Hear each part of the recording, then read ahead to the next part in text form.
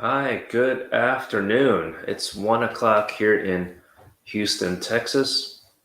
We've got some news for you. Very exciting news, actually, that the several House representatives and actually other senators have proposed additional proposals for immigration. And it's great because we already know about the U.S. Citizenship Act proposed and filed by Senator Menendez out of New Jersey, and also Linda Sanchez on the House of Representatives, and that was very comprehensive. It included a lot of things on my wish list, um, but it's important to have other proposed bills that include people who have TPS, also people who have DACA. But the one I'm going to talk about right now it's called the American Dream and Promise Act of 2021. Okay, so as you can probably tell by the name of this proposed bill, it's really for people who have DACA and expands on that definition of who can qualify for DACA, and also people who have TPS and something called DED, Deferred Enforced Departure. I believe that's what it's called. Okay, and I'm going to show you some information about that. But in the meantime, if you have any questions, please let me know. I'll try to answer them to the best of my ability. If you're going to ask if you're eligible for any of these, my full disclaimer is that this is only a proposal. Any of these proposals are not law. Okay, law means it's already effective, but these are not effective. We can't do anything about them right now. Okay, so let's see here. Hi, Kadaru. Nice to see you. I see you have a question here. Last year, April 2020, you received a notice from immigration, a visa creation letter from USCIS. Maybe you mean from National Visa Center. What's the next step? Okay, so in general, when you receive a letter from NVC, it means that they want to see some kind of financial evidence, assuming you are the sponsor. So whoever the sponsor is or petitioner, they need to have some kind of evidence of your financial documentation. So if this is a I-130 that you have filed or your family member filed for you, you need to prepare an 864 affidavit of support. But you also need to check you can probably Google search online or Bing search, whatever people want to call it. You want to search for the minimum poverty guideline to make sure that your sponsor's income is more than the minimum amount. And it also depends if you got to check the proper chart. It depends if that person was in the military before or is currently in the military, and also how many dependents, how many people are listed as a dependent on their tax return. So typically, the more people in the household as a dependent on the tax return, then the more income that person has to show. Okay, so if it's a situation that the income is not enough, then the first option is to have a second sponsor in addition to the first one. Okay, so hopefully that helps, Kadaru. And that was his question right there, in case anyone else had a similar situation. I'm sure you do. Okay, well, thank you for everyone joining now. Let me know where y'all watching from. That's always exciting to know because I know that our YouTube channel Green Card Guys has reached, from not just, New York area, Virginia, California, since I'm in Houston, but also I know some of y'all are watching from East Asia, Brazil, and England. So many other places. So yeah, let us know. Okay, so earlier when I just started the show, I was talking about the new proposed bills. There's at least 2 new bills proposed by politicians earlier this week. And finally, it was officially posted here. I'm going to share my screen, but I realized I picked the wrong one. So let me share my screen to show you what's going on with this bill. There's several here I have posted here. Okay, that's the one I want to show. Perfect. Okay. Well, let me answer this question real quick. I'll try to. Adriana, nice to see you. You have a question. How long does USCIS need to send receipt notice for I-130? Ooh, that. Oh, right, because you haven't received that at all. So it takes normally before the pandemic and everything going on with the post office. Normally, it would take 4 weeks to 1 month, but because of the not as many people working at USCIS locations, and also USPS post office have their own problems, it's taking at least 3 months for people. So I know you already sent yours. Okay, you sent it. You said February 8th. Oh, you're watching from Italy. Nice to see you from Italy. Thanks for tuning in. And please subscribe to our channel if you're new. But anyway, it takes lately been 3 months. Unfortunately, I know even when I file for just a renewal for work permit, it doesn't matter what application, it's still taken about 3 months. And the government has acknowledged this. USCIS understands the concern, but unfortunately, it sounds like there's nothing they can do about it. So I know you already sent yours off in February, but if anyone is listening to this and you have not mailed your application, please include the form G1145. It's they send you a text message or an email, basically with 3 letters and a bunch of numbers. Basically, that is a receipt number. But of course, they won't email or text you until they open the package. And the other pro tip here is, if you mail it by post office or by FedEx or UPS, make sure. And by the way, FedEx and UPS cannot mail to a PO box. At least I know FedEx cannot do that. So keep that in mind. But if you look online at uscis.gov, it will show different addresses depending how you mail it. But the reason I say that is, with at least USPS, you need to have a tracking number. That's very important. Okay, do that. It gives you a peace of mind to make that it's actually delivered, and it's going to take probably 3 months for them to respond to you. Hopefully that helps, Adriana. So maybe you'll get some kind of receipt notice in 2 more months or 1 more month. Hi, Joel. Nice to see you, my friend from Jamaica. Hopefully you get to visit the wonderful state of Texas one day. Aside from our politics, that's the only thing I can say is that it's unfortunate that Governor Abbott lifted the mask ban. I really think it's important to wear a mask. Most people don't understand that it can, even if you have the vaccine, it can protect other people. Of course, I understand that businesses have to open, of course, just like mine. You're welcome, Adriana. Okay, so back to the bill. And in the meantime, if you have questions, please ask in the comments. And I'm sorry, I'm going to apologize in advance if I cannot get to your question. At the end of the show, after the show, please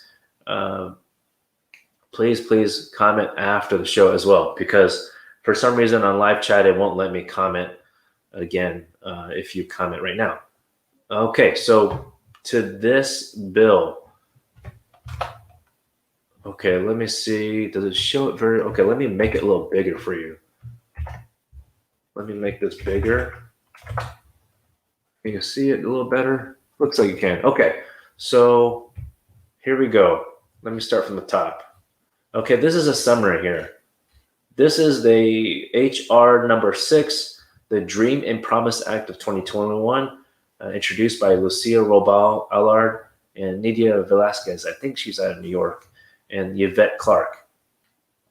Okay, so basically this includes dreamers, people who have DACA who enter America when they're under 18, people who have TPS, which is temporary protected status, and DED. Okay, so a little bit more specific because it says dreamers here, but it's actually more than just people who have DACA, because a lot of people were cut off from being able to apply because of the age cutoff time. So here it says anyone under 18 at the time they entered America, which is really already expansive.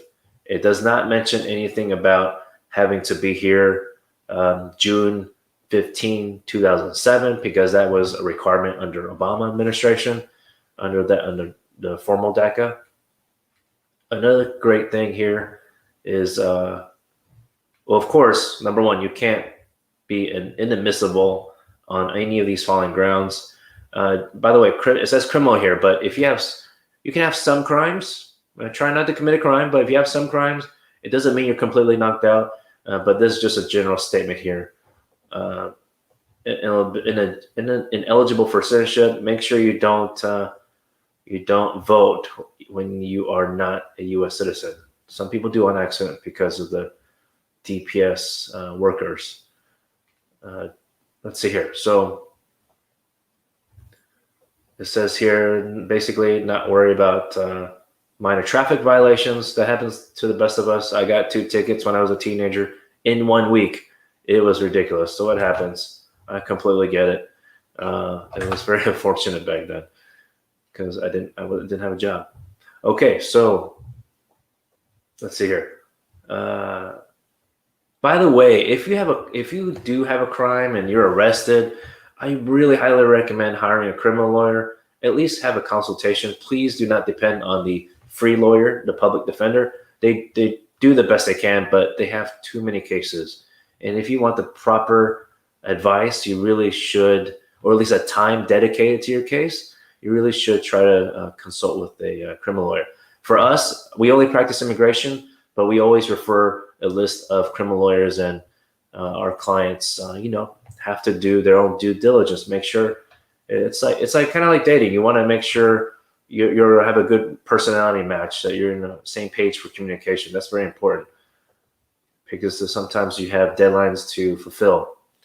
Okay, so let's see. It also mentions, so going back up here, this is for anyone, the proposal, by the way, this is only a proposal, not law, not yet.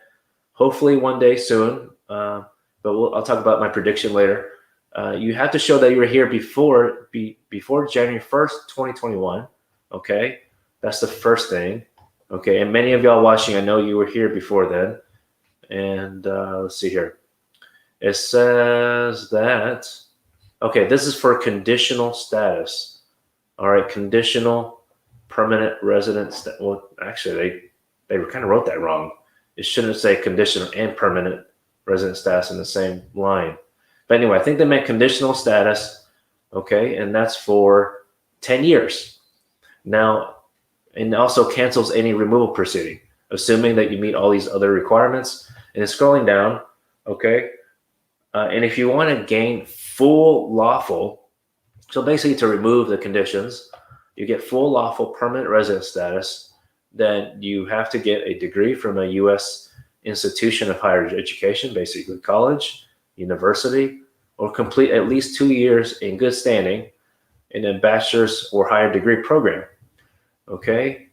Or a career and technology education program. Okay, so that's pretty expensive. You don't have to go to a formal college. That's a good thing because, it's expensive.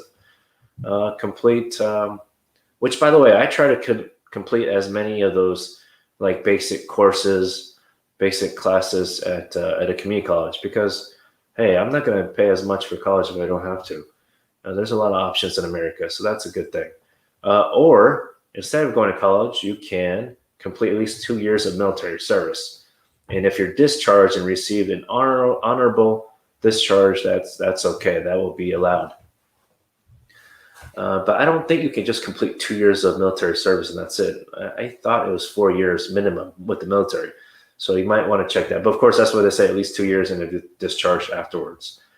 Or you've been working because, depending on everyone's circumstances, you may have to put school to the side and just work because you need help out your family, most importantly. I know that's what I had to do to start off with. Be employed for periods of time for totaling at least 3 years. Okay, so 3-year period, but for that 3-year period, you have to work at least 75% of that time. Okay, well, it also said you had employment authorization, so that's actually kind of ridiculous they added that. But I think they're doing that so. Yeah, because they're assuming you have conditional status before then. Okay, so that is the bulk of this American Dream and Promise Act of 2021. And don't worry, friends, I'm going to have a separate recorded video to go into more detail about any of these. What I'm showing you right now is not the full text of the proposal. We do have that available, but I didn't want to go into that all right now. I'm going to share a video about that hopefully tomorrow. Okay, and if you have TPS, you have to have it for at least 3 years before the law is passed, or you had TPS. I'm sorry, you had to be in the U.S. for a period of 3 years before the law is passed, or had TPS on September 17th, 2017, or had some other status called DED as of January 20th, 2021, which is when President Biden took the oath to become president. Okay, so there's a lot more here, other proposed provisions, but I am going to go to some of the questions here. Okay, I'm going to remove that. Let's see. Okay. I know I got some questions. There's other information I want to share with you, but okay, Wassam. Yeah, there's other information I want to share with you, but let's see what questions I can answer for you right now. Hi, Wassam. Nice to see you again. If we have the DREAM Act and TPS passed next week, well, first, I really don't think it's going to be next week. I know people might get confused that, about what it means by voting on it, even though they might start the discussion next week or in 2 weeks, which they call Immigration Week because there's so many proposals, and they're going to, sort through them, see what some people prefer or don't prefer.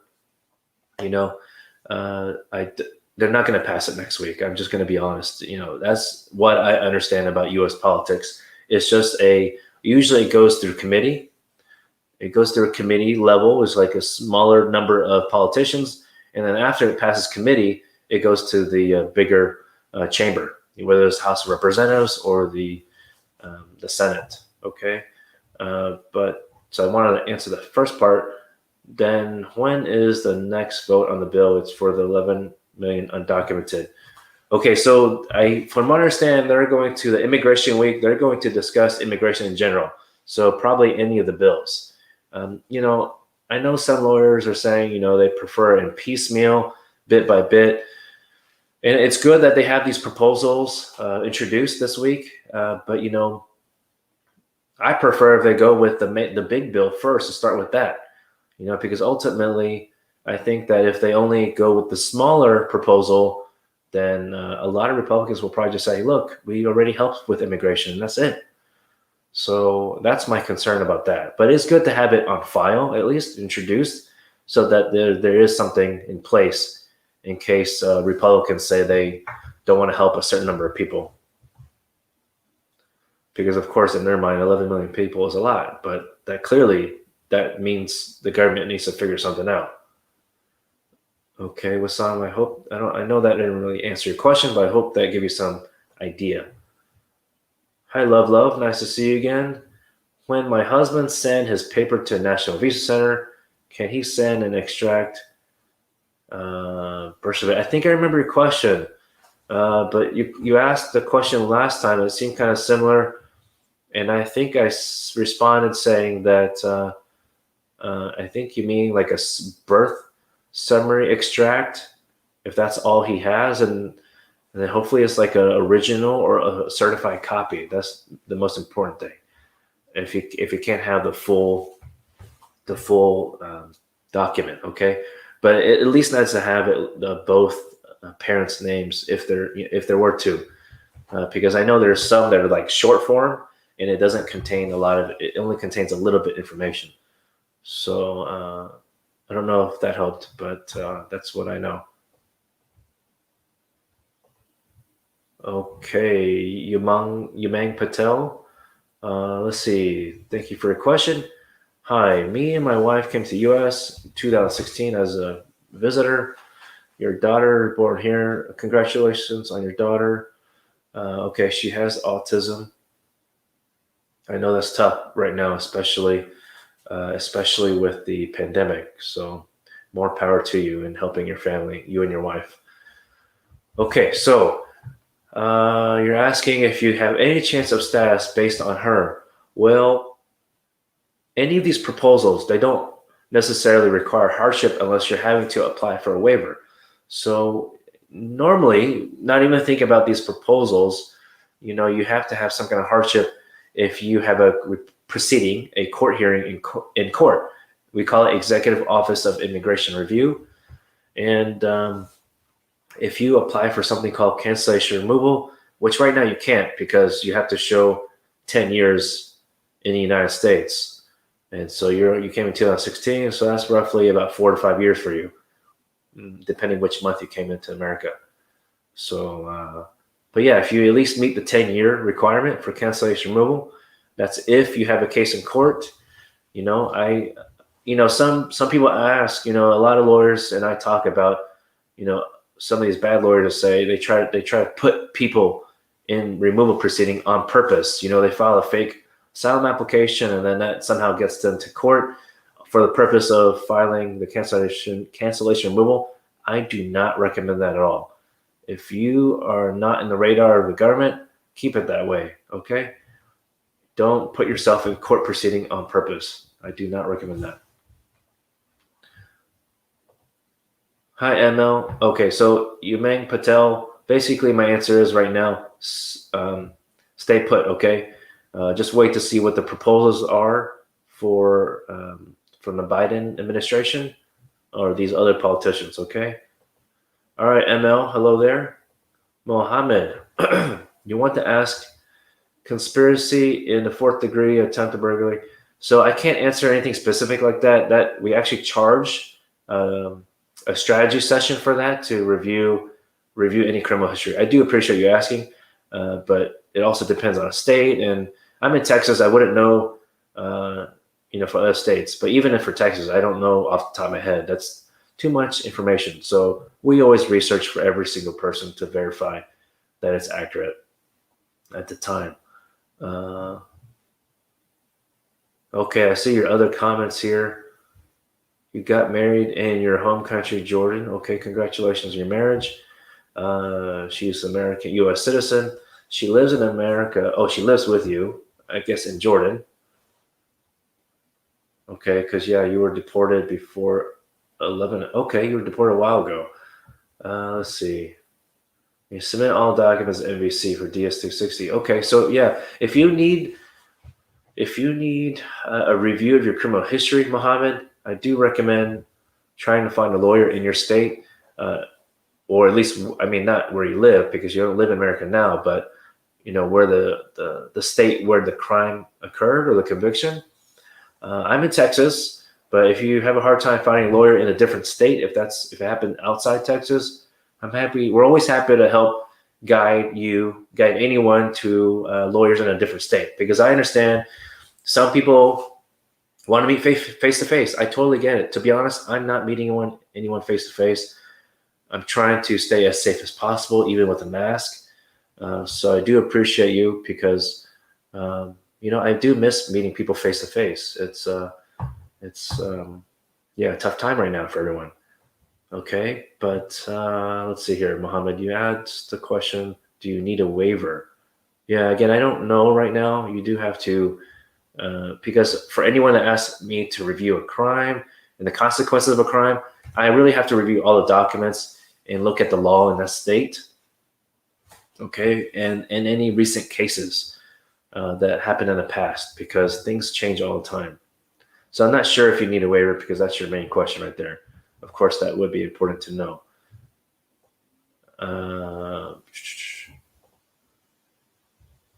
Okay, Mohammed, so if you need help, please fill out intake form down below. There should be a link here down below that starts with Ting Law. And we're happy to point you in the right direction. Hi, Willie Wong. Thanks for your question. What about pathway for undocumented essential workers? Well, there was, I recall, a proposal by House Representative Joaquin Castro out of Texas. But I have a feeling that will be not a main proposal that most politicians will look at. Now that there's one, about this U.S. Citizenship Act, that's the larger proposal to include a lot of people, which will be great if it passes. Then we don't have to really talk about any of the other proposals because that would include essential workers. But yeah, my prediction on that is that they're going to probably, the one only about essential workers, that's probably going to be lower just because the media always talks about the dreamers and the TPS, unfortunately. Of course, in my opinion, essential workers should be number one because even that can include people who are TPS holders and DACA if they're in that essential worker category.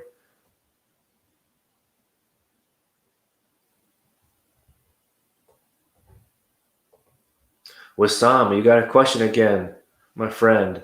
What about people who can't adjust status here? Is there any law will let them adjust status here instead of asylum? But like I-130 for any purpose. Ooh, very good question. This is actually a hot topic right now. You have to be careful about this kind of advice from other lawyers. There are ways, but it really depends on your facts. Okay, there are a couple ways. They're very limited situations. But Wissam, I don't know if you had filled out intake form yet, but fill it out, okay, Wissam, and we'll ask our client advocate to call you on Monday. All right. If by the way, if anyone fills out a form, we appreciate it, so we can find out a little bit more information on how we can help you. We are very transparent. If there's no way that we can help right now, we will tell you because we want to make sure. Our goal is to make sure, it's our mission, that to help you get status in the future. And even if we can't help but point you to another lawyer because you're in a different state, that's completely fine. Okay, my point is that you need to apply for the correct form if you are eligible. Some people hire, notarios or other bad lawyers, I hate to say. They might be really good at marketing, but bad lawyers. Then you need to be careful of that. That's been a recent topic this week. So I'm going to have a guest on my show maybe sometime next week, and we'll talk about that drama and why it's important to really vet your lawyer. Okay, you need to read the reviews of the lawyer, things like that, on the internet, on Google, on the website, anywhere. Avo, we ask clients to post reviews on this website called avvo.com. Okay, Sachin Ratha, nice to see you, sir. You got a question. You just want to know about the 11 million people undocumented. Yeah, me too. I really want to know what's going to happen. I'm right there with you, brother. So I'll keep you updated, friends. As you know, I'm sure there's other lawyers updating on YouTube, but we will provide to you as soon as we can. Even if it gets alerted in the news, like last night or the night before, it may take us a little time because we want to make sure we read the information accurately for you. Okay. I don't want to just come up here on a live show and just say there's something, but I don't know exactly what it is. So that's what we'll do for you. We take a little time to research. Okay, Husam, you've got a question. Sure, go ahead and ask a question. You may have done that earlier. Yeah, go ahead and post it. Husam, Wasan, Biden, he won't allow people get status, but I think you mean get status. But no, they're not right. That's not fair. Is he willing to? It's not really just about Biden, Wasan. He's a president. I know it sounds different than Trump because Trump really didn't do much, other than, of course, do much in general as a president. He really did a lot of horrible things for immigrants. Of course, everyone knows that already. But Biden is not the one that does the negotiate. Well, he can negotiate. What I mean is that he doesn't get to vote on the bill. All right, if it passes the Senate and the House of Representatives together at some point, then Biden can sign it to make it to law.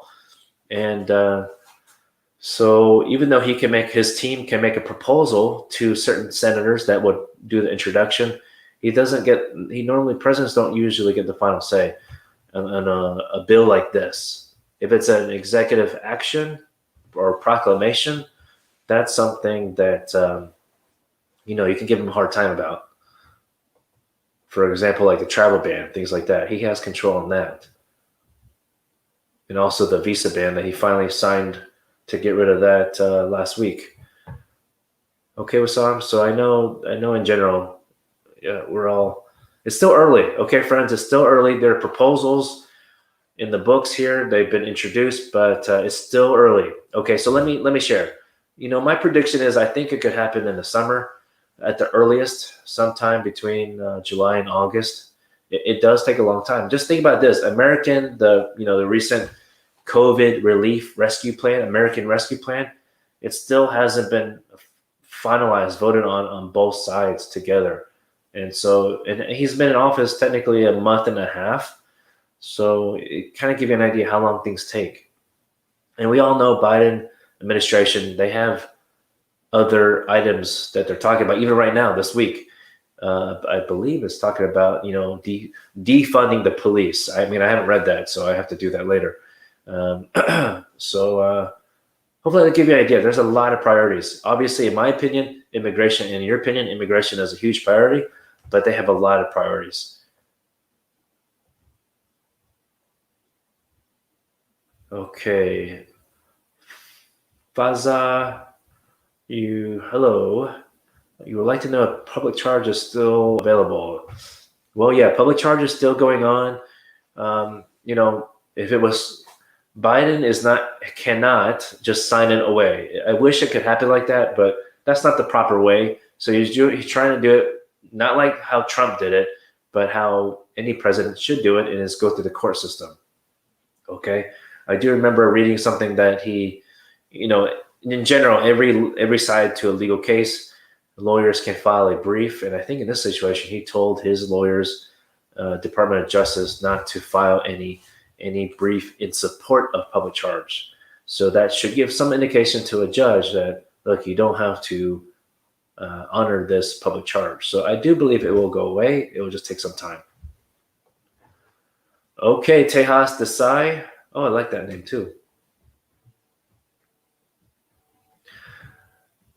Okay, guys, I have to get off. I do have a consultation right now, and so I apologize. I know some questions I haven't answered, but please post a comment below, okay?